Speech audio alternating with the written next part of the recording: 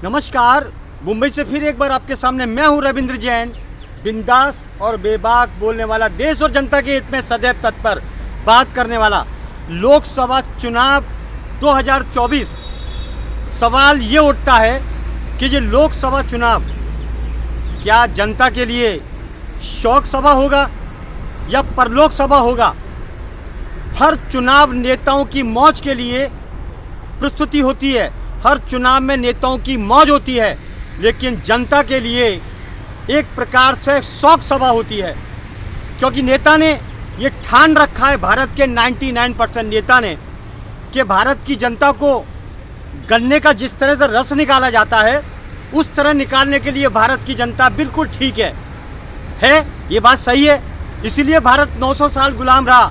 मुगलों ने शासन किया, अंग्रेजों ने शासन किया, और अब ये लोग शासन करते हैं, भारत के राजनेता शासन करते हैं, जो 99% कहीं ना कहीं अंग्रेजों के खून से, उनके संबंध से या उनकी फैमिली से बिलोंग करते हैं। इसीलिए भारत की जनता को लूटा जाता है। कभी कोविड के नाम पर लूटा जाता है, कभी टेस्टिंग के नाम पर लूटा जाता है, कभी ऐसी हालत हो चुकी है कि भारत के अंदर जो मिलावट होती है वो गोबर की मिलावट से मसाले तैयार होते हैं, केमिकल के दूध पिलाए जाते हैं, 2 नंबर की दवाइयाँ होती हैं, सब डुप्लीकेट चलता है। लेकिन भारत का नेता आराम से पैर ऊंचे करके मौज करता है। अब 15 अगस्त और 26 जनवरी को ये नेता अपने पाप धोने के लिए तिरंगा हाथ में लेता है, लेकिन 5 साल में जब चुनाव आते हैं तो 5 साल के चुनाव के अंदर पहली बार ये नेता बाहर निकलेगा और जनता के पैर छुएगा, तुम्हारे पिताजी को अपना बाप कहेगा। ये नेताओं की काली करतूत और जुमलेबाजी से सावधान रहने की सख्त ज़रूरत है। दोस्तों, हमारा लोकतंत्र, हमारा भारत जनता से बना हुआ है, जनता से, जनता के पैसे पर देश चलता है। लेकिन इन नेताओं ने इन चुनावों के जरिए हमारे देश को लूटना शुरू किया है, जनता को परेशान करना शुरू किया है। आज जनता के विषय में कोई बात नहीं की जाती, ये हकीकत है। आप हॉस्पिटल में एडमिट हो जाइए, गलती से वहाँ लंबे लंबे बिल आएंगे, 2, 5, 10 लाख के बिल आएंगे। हॉस्पिटलों में बिल, कोर्ट में तारीखें, सरकारी डिपार्टमेंट में चक्कर, तो जनता किधर सूखी है। जनता को मोहताज कर दिया है। वो आंसू, 9 आंसू टपकाती है। एक एक घर का बजट बिगड़ चुका है। बाजार में खाने के होटलों में इस तरह की मिलावट चलती है जिसका सरकार बिल्कुल ध्यान नहीं देती। क्यों? इसका रीज़न है, हर सरकारी डिपार्टमेंट, शासन प्रशासन अपना ध्यान पूरा करता है, क्योंकि उन्हें सब कुछ सुविधाएं देश के पैसे पर मुफ्त मिलती है, दान में मिलती है। तो ये जो दान है, जनता के पैसे के खून पसीने का दान, और जो नेता हराम का अय्याशी करते हैं, ये सबसे बड़ा गुनाह है, बहुत बड़ा गुनाह है। भारत में क्या चलता है इस पर किसी का ध्यान नहीं है।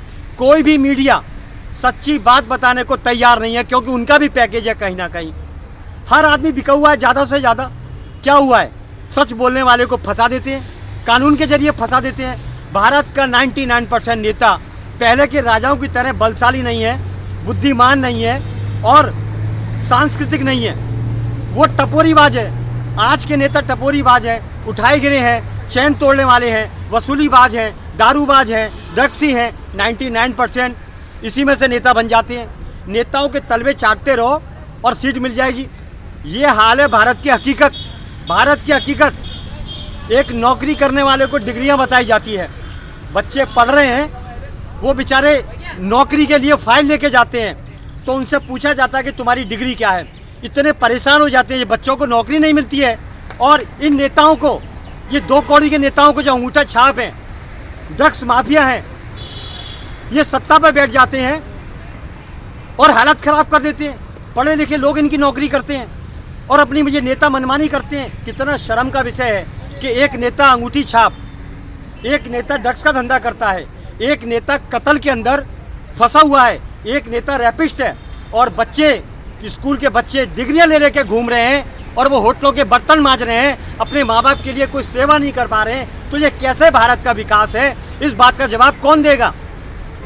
कोर्ट में जाओ तो तारीखें भर भर के मिलती है, थैले भर भर के, ट्रक भर भर के, वहाँ भी कोई सुनवाई नहीं है। लेकिन वहाँ सुनवाई कैसे होगी? सुनवाई तो उन लोगों की होती है जिनके पास हराम का पैसा है, पावर है, सत्ता है, पैसा है, गुंडागिर्दी है। ये हिंदुस्तान कैसा हुआ?